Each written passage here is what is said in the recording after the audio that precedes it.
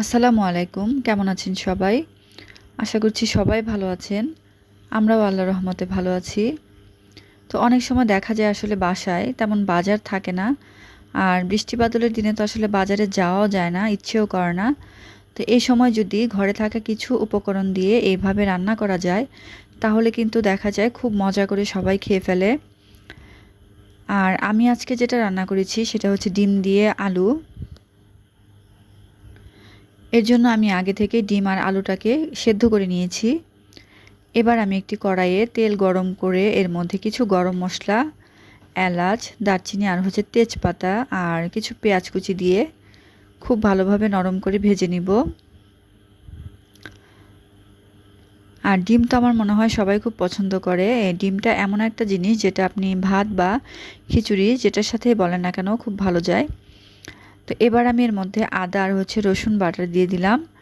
আর অবশ্যই চেষ্টা করবেন ডিমের মধ্যে রসুন বাটাটা দেওয়ার জন্য, কারণ ডিমের তরকারি আসলে রসুন বাটাটার জন্যই বেশি টেস্ট হয়।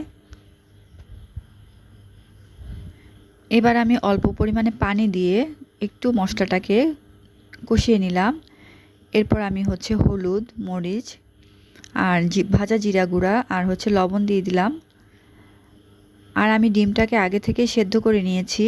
আর সেদ্ধ করে এটাকে আমি তেলের মধ্যে একটু হলুদ গুঁড়া দিয়ে ভেজে নিয়েছি। এবার আমি এর মধ্যে 2টা কাঁচামরিচ দিয়ে দিলাম। আর ঝালটা সম্পূর্ণ আপনাদের নিজেদের উপর নির্ভর করে আপনারা কী পরিমাণ ঝাল খাবেন। তো এবার সেদ্ধ করে রাখা আলুগুলো আমি এর মধ্যে হাত দিয়ে ভেঙে দিয়ে দিব। তো আপনারা দেখতে পাচ্ছেন আলুটাকে বেশ নরম করেই আমি সেদ্ধ করে নিয়েছি। তো এভাবে আমি সবগুলো আলুকে ভেঙে ভেঙে দিয়ে দিলাম।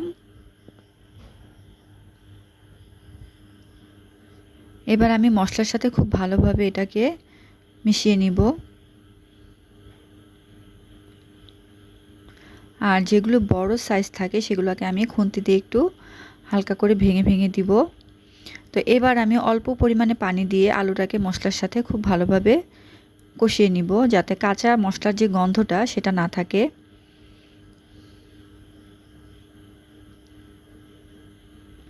আর এটা রান্না করাও খুব সহজ, আপনি আলু আর ডিম একসঙ্গে সেদ্ধ করে নিলে আর কোনো ঝামেলায় থাকে না। তো এবার আমি ঢেকে কিছুক্ষণ অপেক্ষা করব।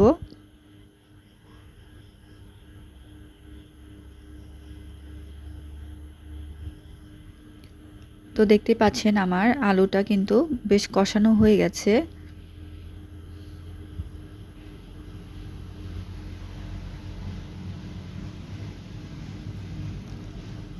যেহেতু আলুটা সেদ্ধ করায়, যার কারণে এটা রান্না করতে আসলে বেশি সময় লাগে না। এবার আমি আগে থেকে সেদ্ধ করা ডিমগুলো এর মধ্যে দিয়ে দিচ্ছি। আর আপনারা যখন ডিমটা সেদ্ধ করবেন অবশ্যই একটু সময় নিয়ে সেদ্ধ করবেন, একটু হাই হিটে, কারণ ডিমগুলো কিন্তু ভালো করে সেদ্ধ না হলে এটা থেকে খোসা ছাড়ানো আসলে খুবই মুশকিল হয়ে যায় আর দেখতেও ভালো লাগে না। বিশেষ করে আমার তো খুবই বাজে লাগে যখন ডিমের খোসা ঠিকভাবে না ওঠে। তো এবার আমি আর কিছুক্ষণের জন্য একটু কষিয়ে নিব। আর এ পর্যায়ে আপনারা লবণটাও চেক করে নেবেন।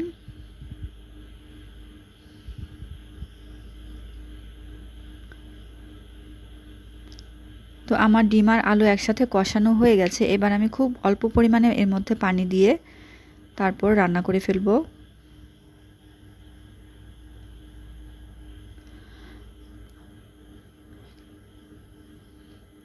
আর আমি এর মধ্যে আধা চা চামচ পরিমাণ গরম মশলার গুঁড়া দিয়েছি।